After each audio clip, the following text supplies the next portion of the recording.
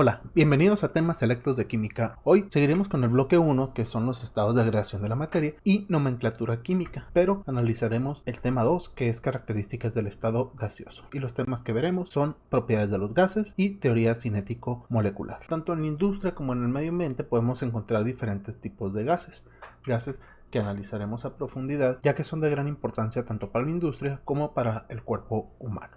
La derrota no es el peor de los fracasos. No intentarlo es el verdadero fracaso. George Edward Woodberg. Estás en Ciencia y Educación. Comenzamos.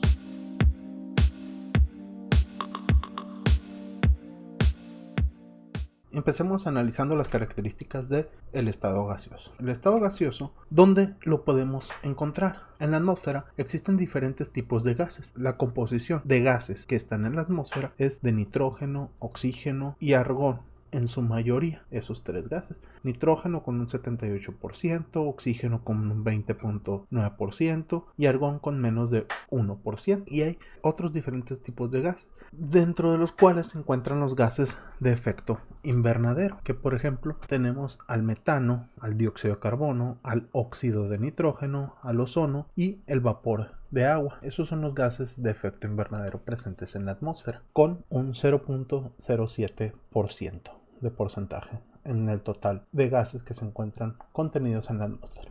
También podemos encontrar gases en nuestros pulmones. Ese cambio de gases, intercambio de gases de oxígeno a CO2 que se da en los pulmones, pues ahí es donde podemos encontrar. También, producto del metabolismo, hay gases presentes dentro del cuerpo humano. También la presencia de gases a consecuencia de la descomposición de materia orgánica.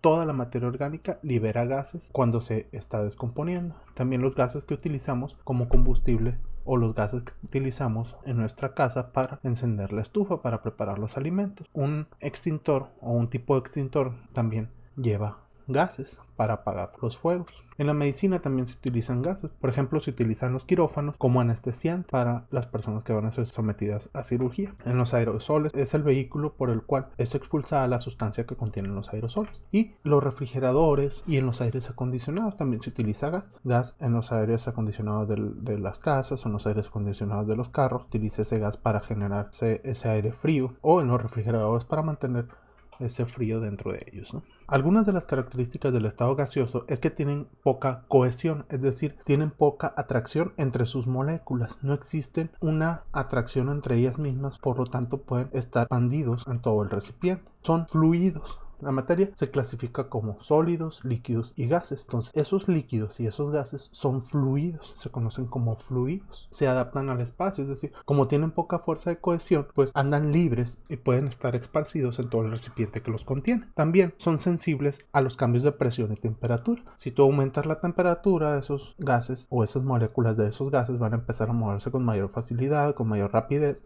etc. Son sensibles. También si modificas la presión, también va a haber cambios significativos en el movimiento de las moléculas de ese gas. Otra característica es que pueden cambiar su volumen. Por ejemplo, cuando son sometidos a cambios de presión, a cambios de temperatura, el volumen va a variar. Si tú tienes un gas en cierto volumen y lo sometes a un cambio de temperatura, lo calientas, las moléculas van a empezar a moverse y se van a empezar a expandir. Se va a empezar a expandir. ¿Por qué? Porque las moléculas empiezan a chocar con las paredes del recipiente y empiezan a generar ese movimiento de expansión del volumen. También son sometidos a presión. Por ejemplo, aquí están en un cierto volumen y tú aumentas la presión sobre ese gas contenido, la aumentas aún más, el volumen va a ir disminuyendo, ¿okay? Pero todos estos son conceptos que analizaremos más adelante cuando veamos las leyes de los gases, pero pueden cambiar su volumen. Ahora, ¿cómo reaccionan estos gases? ¿Cómo se generan las reacciones con los gases? Simple y sencillamente, si hay un mayor movimiento de las moléculas, va a haber un mayor contacto de las moléculas. Y por lo tanto se van a generar reacciones químicas. Tenemos, por ejemplo, que se genera la volatilidad, que es una medida de la tendencia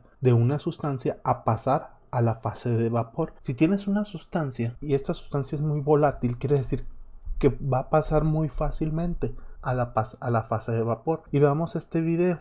Ahí vamos a poder observar cómo ponen una cantidad de mercurio en esa placa. Y estando a temperatura ambiente se puede observar esos vapores de mercurio, cómo van levantándose, formándose esa nube de vapores de mercurio, ¿no? Esa es la volatilidad, cómo una sustancia es capaz de pasar a la fase de vapor fácilmente.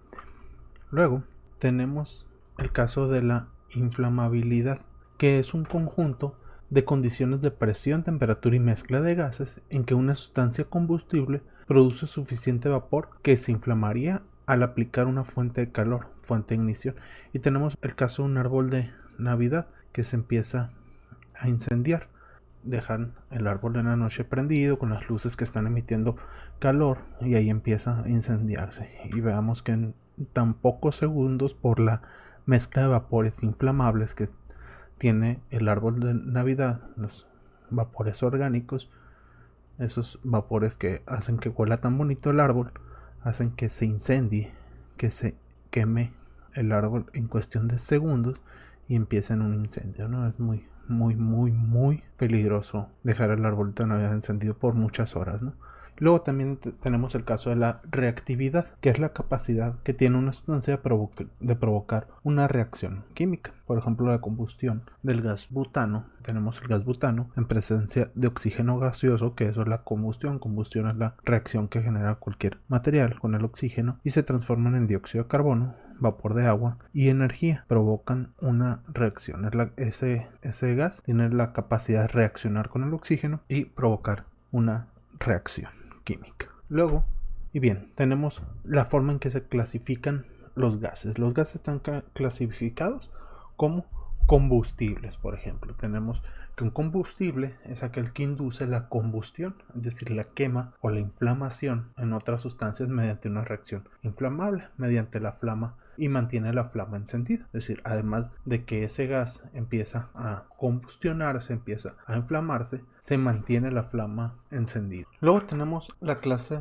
de gases corrosivos, que son los que generan daño en la superficie de un material al entrar en contacto con otra sustancia. Y estos pueden ocasionar heridas o daños en tejidos, o incluso daños en materiales, como por ejemplo en el acero, en madera, en cemento, etcétera. Ocasionan daños. Y esos gases incluso pueden ser corrosivos en el tracto respiratorio. Si nosotros los inhalamos, son gases corrosivos, entonces ocasionan daños en el tejido del sistema respiratorio. Los gases comburentes son los que generan reacciones explosivas o exotérmicas de mucha liberación de energía en presencia del oxígeno o de otros agentes oxidantes. Los gases tóxicos son los que representan un peligro para la salud de los seres vivos, como les mencionaba ahorita, que si inhalamos un gas que es corrosivo nos va a empezar a quemar el tracto respiratorio, pero los gases que son tóxicos son los que son específicos para daño a los seres. Pueden ser radiactivos, pueden ser utilizados para armamento químico y también son gases asfixiantes. En el caso de los gases inertes, estos presentan poca reactividad. Existen muy pocos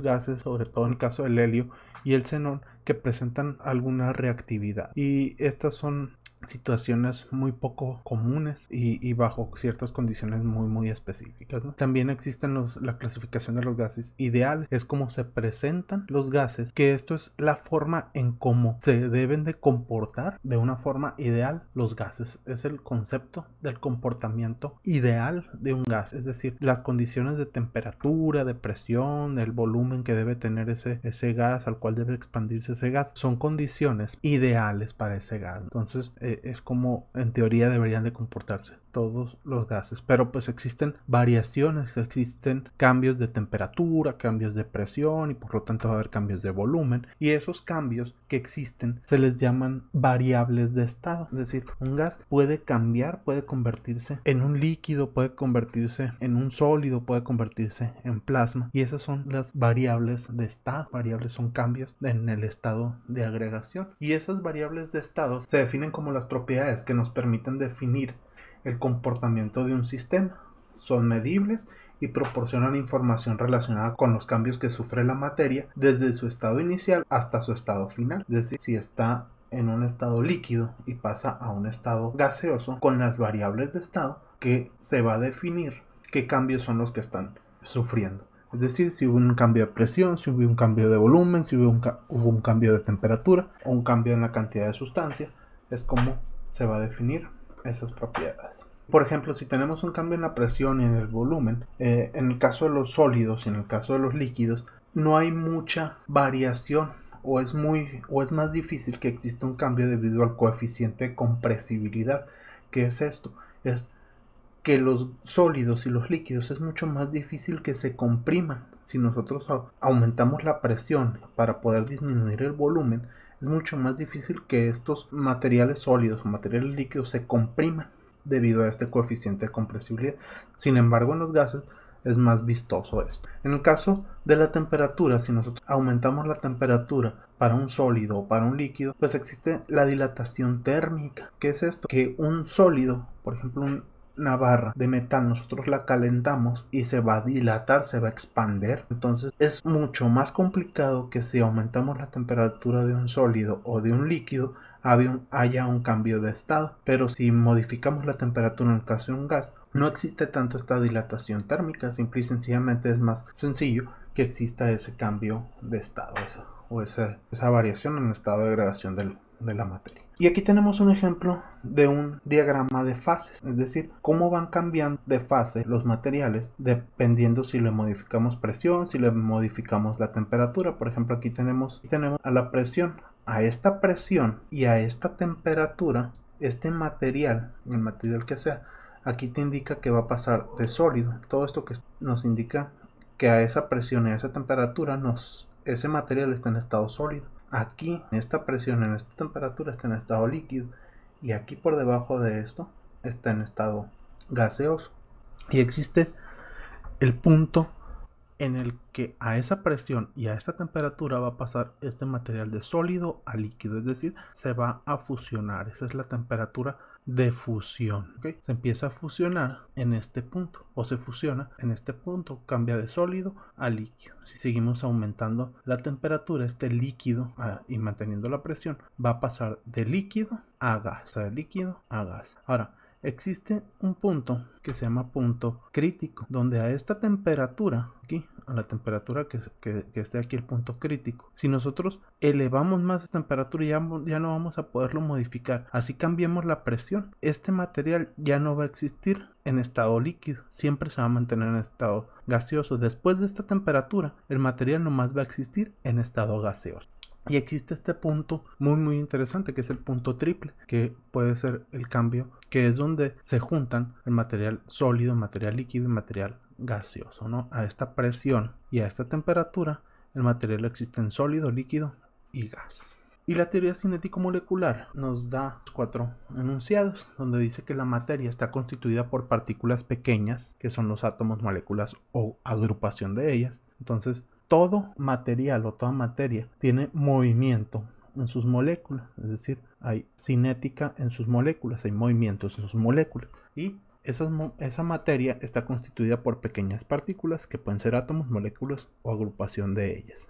En el punto número 2 de la teoría cinético-molecular nos dice que entre las partículas que constituyen a ese cuerpo existen espacios vacíos. Por ejemplo, en el caso del sólido son menores las distancias entre las moléculas o entre las partículas y hay menor espacio vacío. En el caso de los líquidos hay una distancia más grande comparada con los sólidos, y en el caso de los gases hay una distancia todavía mayor. En el punto número 3 nos dice que las partículas interactúan entre sí.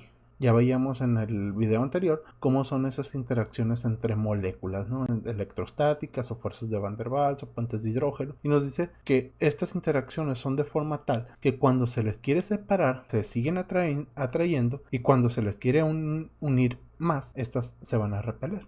Entonces, siempre a esas distancias, ¿no? Dependiendo del tipo de interacción intermolecular que sea. En el punto número 4, las partículas se encuentran en constante movimiento en línea recta, por lo que poseen energía cinética. Entonces, cualquier partícula, estas que están aquí o estas que están acá, se mueven siempre en línea recta. ¿Hasta cuándo? Hasta que choquen con alguna de ellas o que choquen con la pared y van a generar esos movimientos. Los choques que se generan con las paredes del recipiente son, o así se define la presión, ¿no? Así se define la presión, como los choques que existen en las paredes del recipiente por parte de las moléculas. Y las moléculas siempre se mueven en línea recta. Y el punto número 5 nos dice que la energía de las partículas puede ser convertida en calor o en otra forma de energía. Por ejemplo, en el caso de un gas, la energía cinética total de las moléculas va a permanecer constante. Es decir, toda la energía que tienen esas moléculas va a ser siempre la misma si el volumen y la temperatura no lo cambiamos. Es decir, si no le agregamos más temperatura y no modificamos el volumen, es decir, no movemos esto hacia arriba, o no movemos hacia abajo, no acortamos el volumen o no elevamos el volumen, va a permanecer el movimiento de esas moléculas siempre constante. Y la presión de un gas, es decir, la fuerza que es ejercida sobre ese gas, es constante si la temperatura y el volumen no cambian. Por ejemplo, si nosotros no modificamos esa temperatura, no agregamos más calor, el movimiento de las partículas va a seguir siendo el mismo, pero si agregamos calor, el movimiento de las partículas va a ser mayor, y si hay mayor movimiento de esas partículas, van a generarse choques con las paredes del recipiente, y eso va a generar mayor presión en el recipiente, ¿okay? Y el volumen pues va a ir aumentando porque se genera presión, entonces se requiere liberar esa presión y va aumentando, se aumenta el volumen para que disminuya la cantidad de choques de las partículas en las paredes del recipiente, y la presión permanece constante. Eso ha sido todo por el día de hoy. Si tienes dudas, preguntas, comentarios, déjalos aquí en este video, o envíanos un correo a cienciaeducacion20@gmail.com. Búscanos también en nuestra página de Facebook, CIE, Ciencia y Educación, @cienciaeducacion20. No olvides suscribirte, compartir y activar la campanita de notificación. Eso es todo por nuestra parte. Gracias, Carlos, por la edición de este video, y nos vemos en la próxima. Chao.